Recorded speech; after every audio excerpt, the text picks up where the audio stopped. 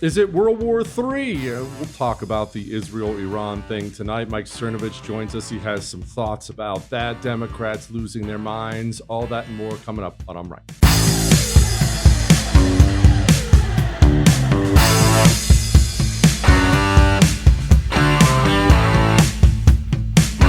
All right.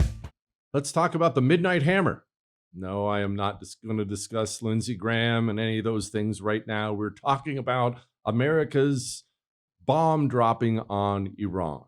It happened over the weekend. I'm not naive. I know you've already seen the footage of it. I know you've already seen opinions about the whole thing.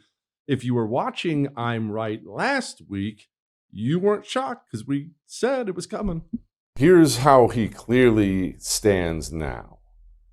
When you call for unconditional surrender, when you take that stance, whatever you believe about it, right or wrong, when you take that stance, then you have guaranteed it's about to get hot. It was coming. Trump had already made his decision when he called for that. When you call for unconditional surrender, you're going. When you start mobilizing units, this isn't just modern. In ancient history, you start mobilizing units. You raise an army and march them 100 miles to an enemy city. You're going to war. You're going to do something. When you start sailing carrier groups over to the Middle East, you're going to bomb somebody. Someone's getting something dropped on them. And so it happened. Now, after it, Trump addressed the nation, said some interesting things here. Here's what he said. A short time ago, the U.S. military carried out massive precision strikes on the 3 key nuclear facilities in the Iranian regime. Our objective was the destruction of Iran's nuclear enrichment capacity and a stop to the nuclear threat posed by the world's #1 state sponsor of terror. Tonight, I can report to the world that the strikes were a spectacular military success. Iran's key nuclear enrichment facilities have been completely and totally obliterated. Iran, the bully of the Middle East, must now make peace. If they do not, future attacks will be far greater and a lot easier. Okay. Now let's have a discussion about what we've seen, what we've done so far. And here's the thing. It's easy and very common to celebrate things as if things happen in a vacuum. You wake up, actually you didn't wake up because we were awake. It was nighttime when it happened here. I remember, what was it, Friday, Saturday night? I was on my phone and I started getting these notifications. Oh my gosh. You wake up and find out that we're bombing the living crap out of Iran's nuclear facilities. As an American, hard not to cheer for that. They are the world's largest state sponsor of terror. In Iraq, we lost a lot of people because of Iran. Iran, after our invasion, trained and equipped a lot of people. And those IEDs, remember those days? Those IEDs that were always going off, blowing people up, blowing their heads off, blowing off limbs. We have, how many Iraq vets are watching this show right now, missing an arm, missing their legs because of Iran? We have a long list of grievances with Iran, including the attempted assassination of Donald Trump. And therefore, we wake up and we see a bunch of explosions. It's Iran. It's hard not to stand up and cheer when a bad guy gets what's coming to him. And if you did, you were not alone. I did too. In that moment, it feels good. Yeah, get them. They deserve it. Okay? Nothing wrong with that at all. But life doesn't happen in a vacuum. Foreign policy doesn't happen in a vacuum. Things are complicated. So let's talk about a few things here. First, when it comes to war, politics in general, but when it comes to war, there's an ancient proverb that is undeniably true. In war, the first casualty is the truth. Let me say that again. In war, the first casualty is the truth. So I want you to understand something, and I say this as the most patriotic, ugly American on the planet. Everybody lies. They've been lying, and they will continue to lie. Some of that is a necessity, but it's just how it goes in war. The good guys lie, the bad guys lie, different people lie for different reasons. It's going to be very difficult as we move forward, if all this moves forward, to suss out what is true and what is not. And let me tell you this, the people running to you, telling you they know absolutely that this is 100% true and anyone else is a liar, those people are liars or they're naive. What is true, we don't know. It's going to be very difficult to sift through that, and always has been. What is paid propaganda? What is somebody who just got a hold of an old video, acted like it was a modern video? What about the uranium enrichment? What's the truth there? We were told Iran was about to have a nuke. They were right they're right there. And now we're told, well, I mean, maybe the uranium wasn't there. Maybe what's true? I don't know. Because guess what? We are lying. Israel is lying. Iran is lying. Everybody, the media is lying. The military is lying. Everyone lies in war. So just know that everything, even when we celebrate some bombs blowing up some Iranian nuclear facilities, everything should be taken with a sober mind. A sober mind. Take things in. That's one. Two, you ever do any construction or know anyone who did? You ever been involved in a construction project of any kind? You know, I come from a construction family. That's what we did for a living. That's what the Kellys do. It's what my dad did. It's what his dad did. It's what I did. We're construction people. And so let me tell you this. It's complicated. And you're going to run into problems. Now, why would I bring that up? Well, let's say you live in a house. This house is rotted and it's always giving you problems, costing you money. You got termites, the electrical fires, the roof is leaking. The house is an absolute nightmare. And you make the decision, you know what? We are going to tear this house down and we are going to rebuild. We will rebuild something better. Okay, fine. Understandable. The day you tear the house down, that's a celebration, right? Hey, look at that headache, that mountain of problems, that cash money pit, it's gone. It's a great day. It's a good day. Celebrate. It's fine to feel good. But you have not rebuilt the new house yet. And anybody who's ever been involved in any kind of construction knows there are going to be problems. There are going to be material delays. You're going to have contractors who don't show up, go out of business, show up and do shoddy work. The permitting process is a nightmare. Rebuilding the new one is necessary, and there are going to be problems. So when you tear down the old one, don't celebrate as if the new one is built and the deed is done. And I say this because there's this term being floated around a lot now, and we're getting a lot of mixed messaging. As I said, everybody lies. The term being regime change. This mission was not and has not been about regime change. The president authorized a precision operation to neutralize the threats to our national interests posed by the Iranian nuclear program. Okay. So we're not doing regime change. Or are we? Because after that, Donald Trump went to social media and said this. This is a direct quote. It's not politically correct to use the term regime change, but if the current Iranian regime is unable to make Iran great again, why wouldn't there be a regime change? So it's hard to take that as anything other than advocating for regime change. But then we had Caroline Leavitt come out today and try to do some cleanup on it.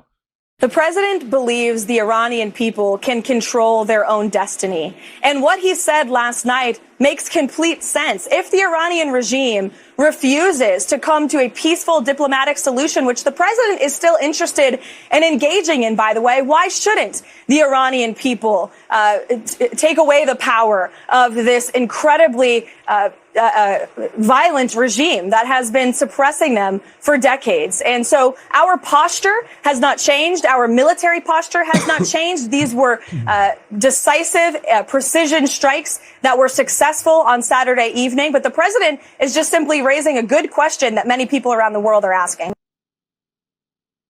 Okay. Now let's discuss the history of that and what's going on here, because it's important to have perspective. Again, things don't happen in a vacuum. History has led us to where we are now. World War I. Don't worry, I'm not going to go into a long history for you here, but World War I. World War I, it kicks off Germany, France, Britain. Eventually, later on, we get in the war. But after World War I, we decided Germany was the bad guy, which is very debatable when it comes to World War I. But either way, the world decided they're the bad guy.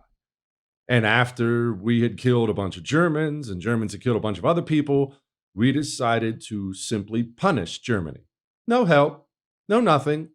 Horrible reparations, taking valuable chunks of their territory from them. Essentially, no sugar cubes, just the whip you did wrong. And after that, well, that led directly to the rise of Adolf Hitler and the Nazis. It led directly to it. A down and out Germany, people looking around, massive inflation, Germany crushed, and you have this demagogue rising who gave a great speech telling them, you're the best, you're Germany, let's rise again. And then World War II came. World War II was a direct result of how we handled the end of World War I. And the lesson the world took from that, an understandable lesson, was when you fight a war against somebody, you can't just beat the crap out of them and walk away. You have to help them afterwards, help them rebuild. After World War II, we practically moved into Japan and rebuilt their entire country after we'd bombed it to smithereens, rebuilt their entire government, and now they're close allies today. And the lessons we took from that, we carried into places like Iraq and Afghanistan, where we didn't like Saddam Hussein. We didn't like the Taliban in Afghanistan. And so, yes, we can go in, and we did go in and smash their armies and bomb them to smithereens. But then, of course, we have to handle the regime change, right? We can't just go kill Saddam and let him go. We have to step in here and help these people along. But we didn't do it well. 20 years later, all that blood, all that treasure, all those lives, all those limbs, it's hard to look at it and call it anything but a colossal failure. And I say that, miserable hot boxes. It's hard to say it was anything but a colossal failure. Now that brings us to Iran. Donald Trump is very good at foreign policy. He's very sharp, very, very sharp. But we are entering dangerous territory here. And I'm not calling it dangerous territory because I'm afraid of the Iranian response. I know about those stupid missiles today that got shot down right away. Iran launched some missiles at us. We shot them down. I'm not talking about that being the real danger. The real danger is, what if we bring down their regime? And I hate their regime. It's an evil regime. What if we bring it down? What rises? You get answers that are unbelievably vague and naive. You get answers like, well, the Iranian people will decide. Are you watching a movie? You think this is a game? Do you know what happens when that happens? You know what happens? Well, let the people decide. What happens is, if you're going to wash your hands of it, the guy with the most guns, he ends up running the country. Are you sure that man is better than the one they currently have? I'm not. You're not. Nobody is. Don't let anybody lie to you. Nobody is. Okay, so you don't want to wash your hands of it. Are you going to get involved again? Are we going to go the John Bolton route? How do you feel about regime change as a U.S. goal? Well, I think it should be America's declared policy. The regime itself is the problem here. It has been all along, both through its nuclear program, its ballistic missile program, its support for terrorist groups in the Middle East, around the world. This regime's been in power 46 years. It will not change its behavior. So the only foundation for long-term peace and security in the Middle East is to overthrow the Ayatollahs. John Bolton wasn't alone. Don't think that was just some lone wacko on CNN. Republican senators, Republican politicians have been quite frank about it. We most certainly need to have regime change in Iran. This is the same regime that's threatened America and Americans. It's time for regime change.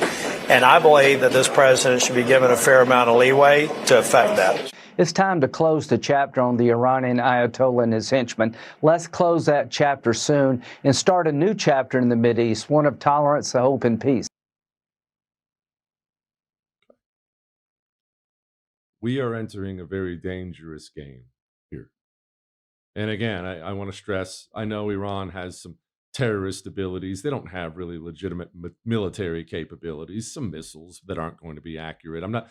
My concerns are not Iran's military capabilities. My concerns are the very dangerous game we're walking into. And as I mentioned already, everybody is lying and everybody will continue to lie. And to say I'm apprehensive would be putting it mild.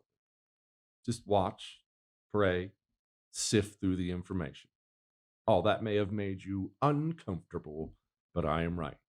Mike Cernovich is very uncomfortable. He's very upset with everything going on. Let's talk to Mike in just a moment. Before we talk to Mike, one thing I do know is I'm going to still sleep like a little baby tonight. And I'm going to sleep like a little baby tonight because I have dream powder. No, it's not some drug, I promise. In fact, it's 100% drug-free. It's hot chocolate. Hot chocolate. Packed full of vitamins and minerals. Hot chocolate. Only it's got things that'll put you to sleep. Natural things. Go pick up some dream powder from Beam, up to 40% off. You want some magnesium? Put you right to sleep. Reishi? Put you right to sleep. Shopbeam.com/Jesse Kelly. We'll be back.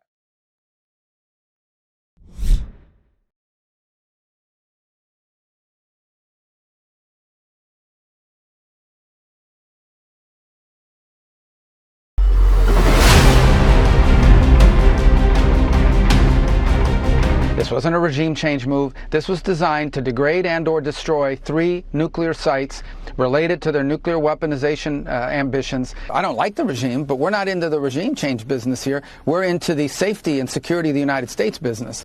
I've got a bit of whiplash. I know you do too. There's not going to be regime change. We're not in the regime change. We want the regime to change. We got to have the regime to change. No, but we're not going to change the regime. We might change the regime. What are we doing? Remember what I just told you in the open, that everybody lies, including the good guys. Joining me now, Mike Cernovich, who is all kinds of spicy about this whole thing. Obviously, you know Mike, he joins us often. And I owe him not just for making great documentaries, but for hooking me up with some Massa chips, which now I'm addicted to. Okay, Mike, before we get to the Massa chips and other unimportant things, I know you're upset. Fire away. The floor is yours.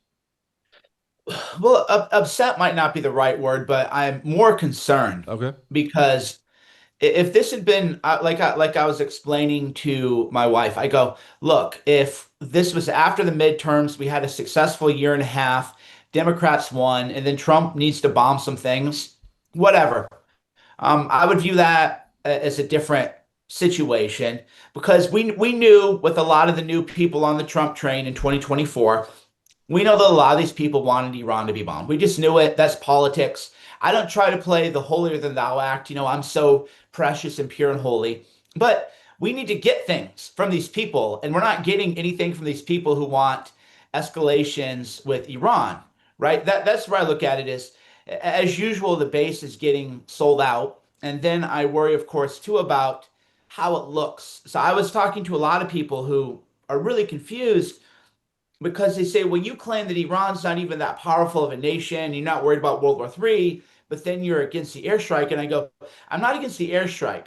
I'm against everything that led up to it and how it looks, especially to the younger male voters who were politically disengaged until this election. I don't think it looks strong.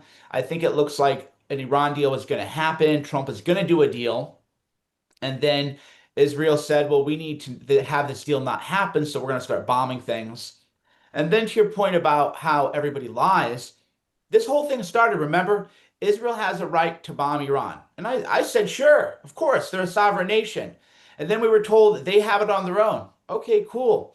And then we were told, no, the U.S. has to drop just a couple of bombs, because if they don't, we're letting down our ally. And I go, wait a minute, you were just telling me that they had it on their own. So now when they tell me, oh, no boots on the ground, no regime change, I'm thinking, do you expect me to forget what you were just saying a few days ago or a week ago, right? So why would I believe anything that I'm hearing right now?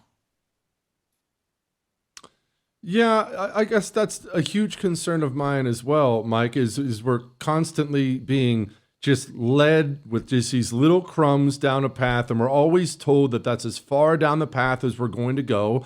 And you'll have to forgive me, but that seems similar to every other war we've ever gotten into, at least in my lifetime and beyond that. I mean, World War One. No, we're just going to provide some weapons. No, we're just going to, oh, what's that? We got to send in the Marines? Sounds good. It always seems to go this way. And when you bring this up to people, you get a lot of pushback of, you're against bombing the Iranians. No, screw that government. I hate those daggone people. They've killed who knows how many of our troops in the Middle East. I'm not concerned about Iranian weapons. I'm concerned about Americans having to facilitate a different government in another country we don't fully understand.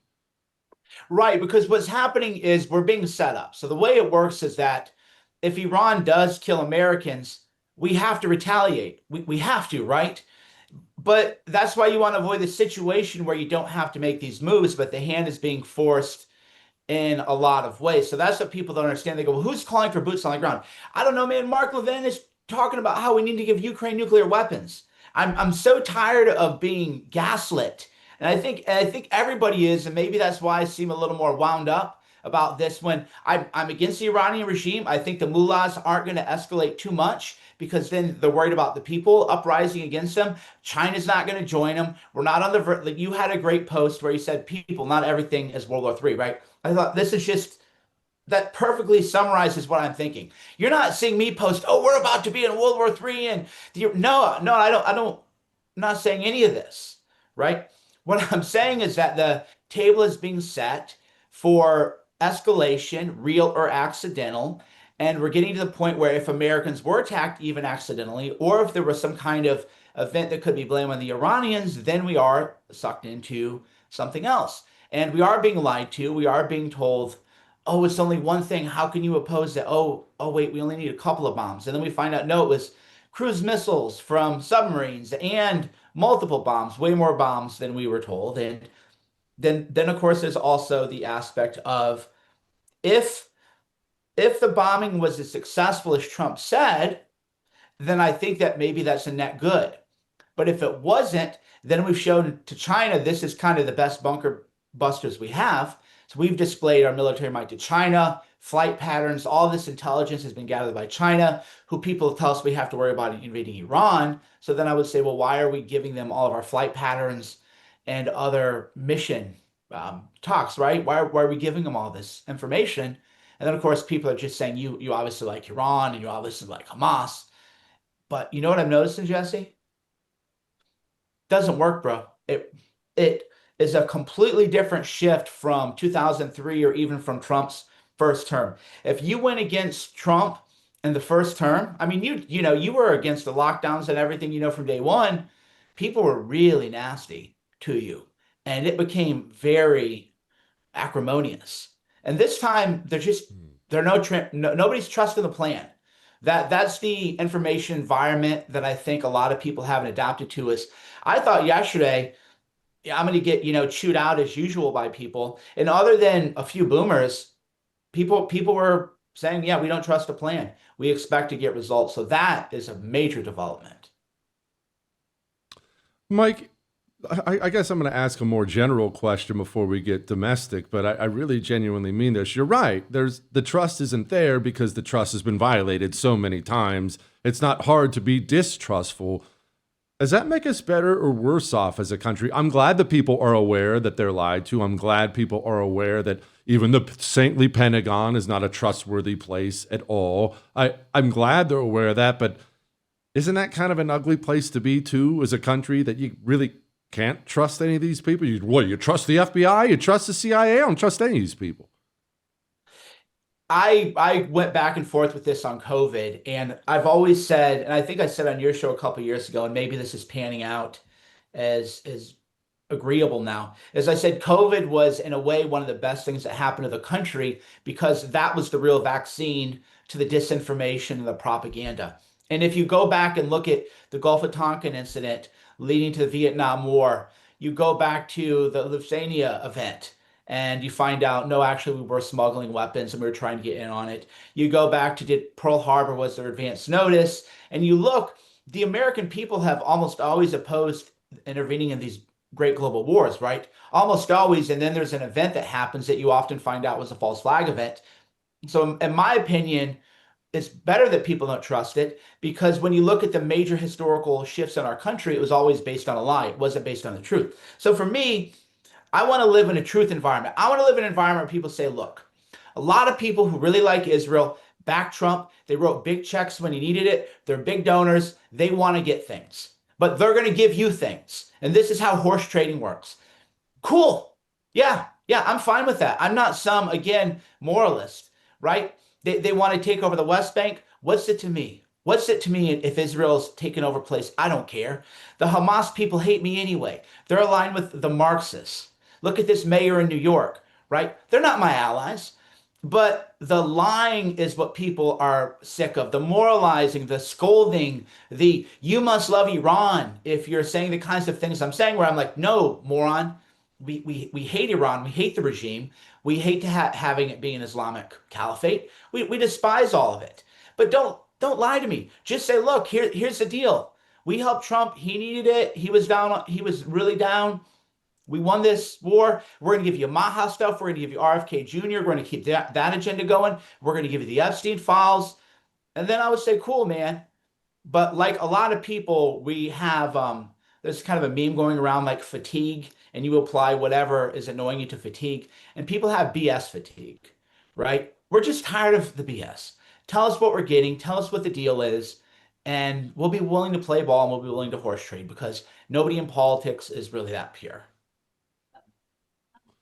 All right, Mike. So finally, where are we on all this domestic stuff? We talked a lot about Israel, Iran. In fact, it's all anyone's talked about for 72 hours now, if not longer. But my concern is America always has been, always will be. Where are we at on mass deportations? Where are we at on the Epstein files? Where are we at on the FBI whistleblowers being brought back? Do we have updates on these things? Right. We know the FBI whistleblowers haven't been brought in. We know that the Epstein files are taking way longer than people said. We don't have the J6 pipe bomber. That's still a great mystery.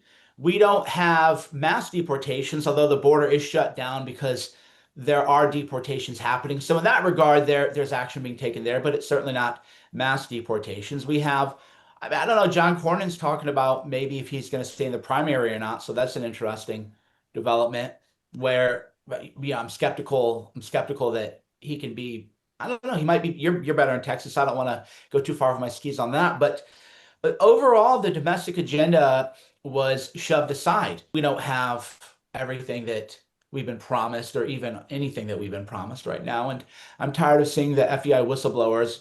If there's a good cause to not reinstate them, then say it, right? There's a bunch of information that I want to know about, and this is your home state, Jesse, the Garland shooting.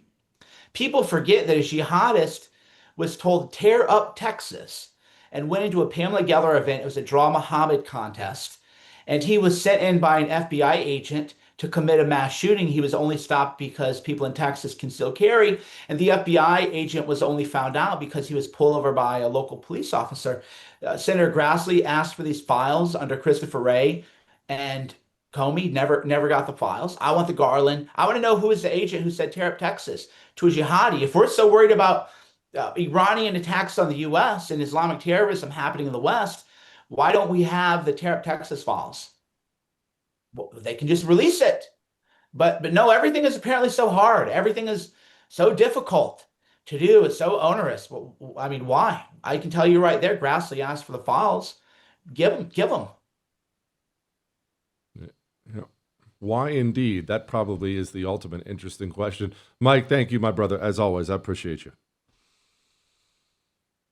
Democrats are out of money and lost, and it's hilarious and glorious. We'll talk about that in a moment. Before we talk about that, let me talk to you about feeling good all the time. Let me talk to you about what you should add to your morning routine. Man or woman, young, old, doesn't matter. Chalk has the greatest natural herbal supplements ever. I've had a bunch of these. I've never had anything like Chalk. They are not only hardcore anti-communists like you and me, they're quality. And they have a male vitality stack or a female vitality stack. They have a bunch of other stuff too, whatever you're looking for. But fellas, 20% increase in your testosterone in 90 days. Try some chalk.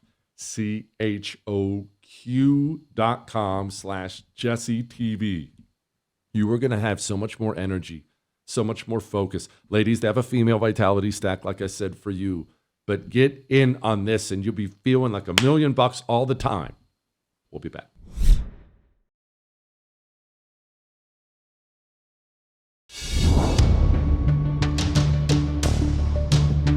Okay, let's focus on Democrats for a moment, because as divided as Republicans might be right now, I'm not sure how divided, but Democrats are a complete disaster. They can't change. They don't appear to be able to change the disastrous trajectory they're on. Joe Biden decided to go attempt to give a speech on Juneteenth. And just keep in mind as you watch this, Democrats have to win back middle America. That's what they have to focus on. You can't win the presidency with California. You need Pennsylvania. You need Michigan. You need Wisconsin. Anyway, here are their efforts right now. Well, I'll tell you what, it's not that hard to get away at once, but to do that back is a big deal. I often say, imagine what would have happened to the African American community without the black church. I know I'm serious. Just imagine what would happen. I used to chair the African Affairs Subcommittee. I've been through all of Africa. I used to be there for a long, long time.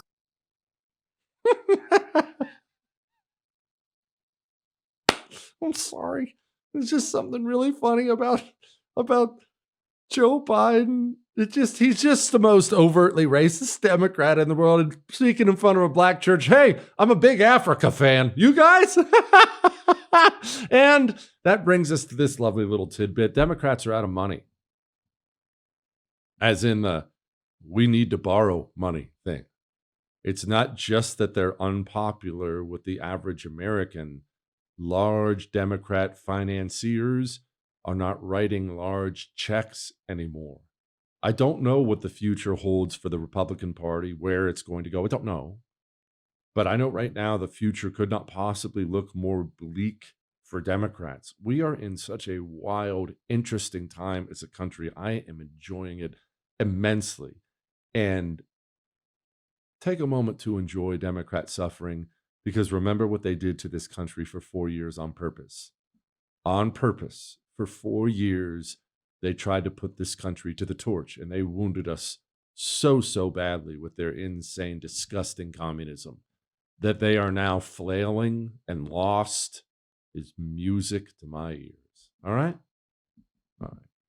Let's talk to John Phillips, actually, about that. Why are Democrats lost? Gavin Newsom, did he rise in the Democrat Party with all this anti-ICE nonsense? We'll talk to John next.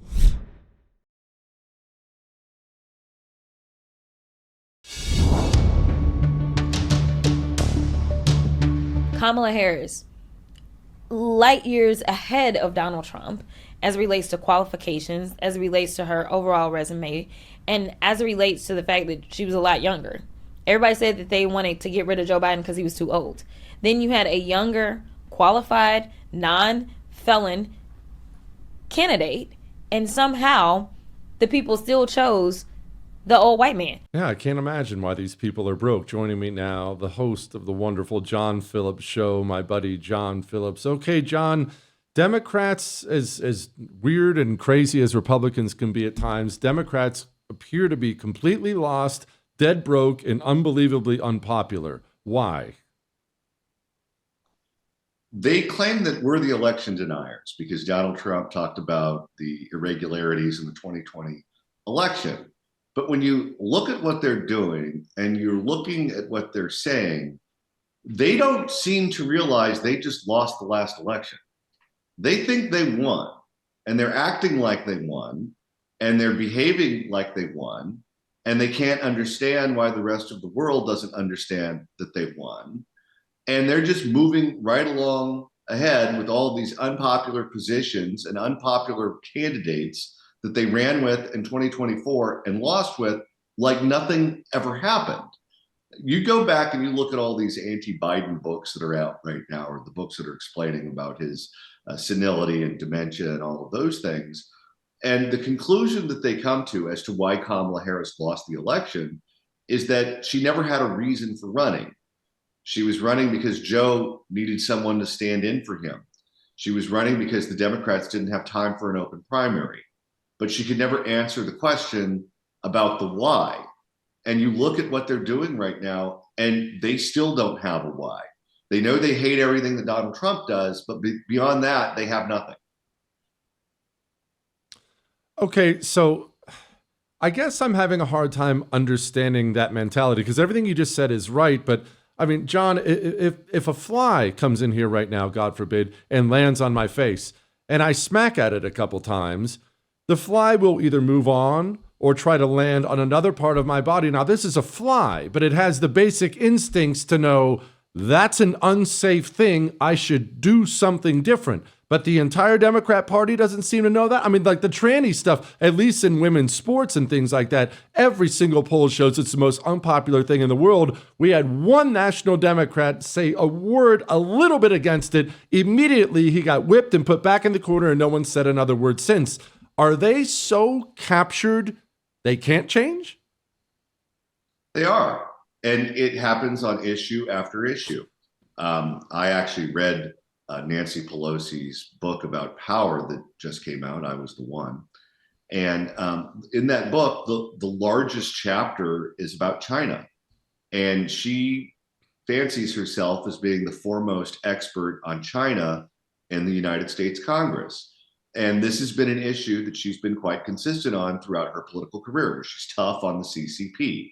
It's not only a national and international issue for her, but there's a large Chinese population in her district here in California. So it's something that she's paid attention to for a long time. And she wanted to make sure that China was kicked out of the World Trade Organization, and that we didn't give them most favored nation status. And let's use trade rules to go after them, to get them to stop their bad behavior domestically and manipulating currency internationally. And all of the beefs that Donald Trump has with China, basically Nancy Pelosi shares them and claims that it's her number one issue. Well, when Donald Trump gets in, he gives her everything that she's been asking for and more. And what does she do? She comes out against him, and she trashes him all over social media because it's Donald Trump, and hatred of Donald Trump is due north for them. And as long as you're hating on Donald Trump, nothing else matters. Well, if that's what you believe in and that's your worldview, you believe in nothing. And if you believe in nothing, then why should anyone trust you with power? John, is it that Democrats have left behind middle America, normie American, or is it their base? Because you bring that up and you're 100% right, but every poll amongst Democrats, when Democrats are polled now, they all show that they want Democrats to fight Trump harder than they're currently fighting him. You need to fight Donald Trump even harder. So the people who keep Democrats in office are demanding opposition to Trump at all times, no matter what position he takes. If he believes in saving a sick puppy that's on the highway, Democrats feel they have to electorally come out and oppose him. So it's the insane Democrat base that's screwing the Democrat Party. Could I justify that? Well, political coalitions are always evolving. And basically, for a very long time, they relied on Franklin Roosevelt's New Deal coalition to get them through these national elections. And when Donald Trump came along, Donald Trump had appeal to blue-collar workers in ways that other Republicans, let's say Mitt Romney or John McCain or others, did not have. So he peeled off a portion of their coalition. We saw that happen in particular this last time with a lot of young men, particularly Asian men, Latino men, black men, certainly blue-collar whites already started moving to Trump's column long before. And the Democrats replaced them by getting the Lincoln Project types. They got a lot of these college-educated whites that used to vote Republican because I guess they felt they had to out of class or education or whatever, but who were fundamentally not down with the cause. And we did a swap. And that player to be named later that we had to give up for the blue-collar voters was the college-educated whites, the Lincoln Project guys. Well, those people give the worst advice on planet Earth. If those people tell you, to bet on the Lakers, you can rest assured that they're going to lose by double digits. And that's now part of their crowd. And these people are basically inoculated from a lot of their bad policies because they live behind fences. They have jobs that have not been downsized so far. Maybe with AI they will. But they have people that can put up with poor government because they have the money to find alternate means. And then they have the people at the very bottom who rely on the government and belong to these SEIU and all of these groups that are in bed with the Democrats, and they lost everyone else. Well, they have people who are very dogmatic in their belief systems, and the Lincoln Project people, they're not going to change because something's not working or something's unpopular. That's just not fundamentally who they are. And the people at the bottom of their coalition, well, they're just doing what the union bosses tell them to do. And that's just not enough for a majority. The reason that Donald Trump was able to win the election was he peeled off more from their side than they peeled off from our side. Well, okay, elections are a game of math. If you're going to get back into the majority, you need to find some other group to peel off. And they haven't done that. And based on what they're doing, they're not going to do that. John, finally, Gavin Newsom very clearly saw the anti-ICE protests as an opportunity to launch himself into being the Democrat nominee in 2028. I'm not a Democrat. To me, he looked like a clown, and it all looked very obvious, but there are a bunch of clowns who vote for Democrats. Did it work? It did. There was just a poll that came out that showed him in second place in a Democratic primary for president, right behind Kamala Harris. And at this point, she's polling at number one, not because they're in love with her. They're not. They chose Grampy Joe over her the last time there was an open primary. It's just they spent $1 billion promoting her, and she has the highest name ID by far. So Gavin Newsom, if you look at it in a different way, might be polling the strongest in the Democratic primary right now. And basically what he did and what Karen Bass did is they were able to nationalize these local subjects. They nationalized the fires. They blamed Donald Trump. They nationalized the ICE raids. They're saying, well, it's Donald Trump that is separating families, and I'm going to be the one that volunteers to get arrested to stop it. And making sure that people vote a straight party line, and you nationalize these elections and you make everything us versus Donald Trump, is very good for blue state Democrats who are unpopular in deeply blue states or in Democratic primaries. That formula works right now. However, there are consequences to that. If you get everyone to stop splitting their ticket and you get everyone to look at every race on the ballot as a national race, well, then fine. What are you supposed to do if you're a Democrat running for the Senate in a red state? What do you do if you're one of those guys in Georgia? What do you do if you're one of those people in Arizona or Nevada or any of the other states that Donald Trump carried that have to win and have to get people who voted for Donald Trump to turn over and vote for them in an off-cycle election or a down-ballot race? If Gavin Newsom is successful, and I believe he's a sociopath, so let's start there. But if he's successful at getting people to stop splitting their ticket and just vote the straight party line because that benefits him, I think it will benefit his standing in California, and it'll benefit his standing in a Democratic primary. But he, in the process, will slit the throats of all of those red state Democrats hoping to win re-election to the U.S. Senate.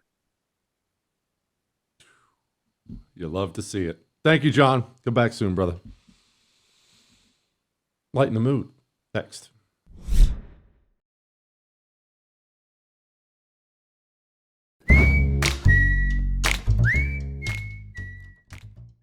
All right.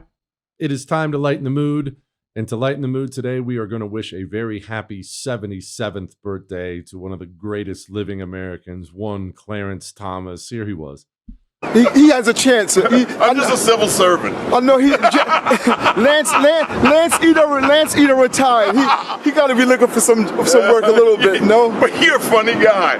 What do you do? You just sort of stand around and photobomb people? No, I'm calling with TMZ. I know you. I'm just giving you a hard time. Okay, man. We love your work, though, man. You crack me up. Did you go to NYU? No, my sister did. Great school. Was you at law school there? No, she did. She did journalism also. Yeah, but it's she a wonderful school. Yeah. So you go around bothering people? No. Actually, we find interesting people. What did you have to eat? I know you was like steak dinner. No. Come on, man. Come on. I love him. I'll see you tomorrow.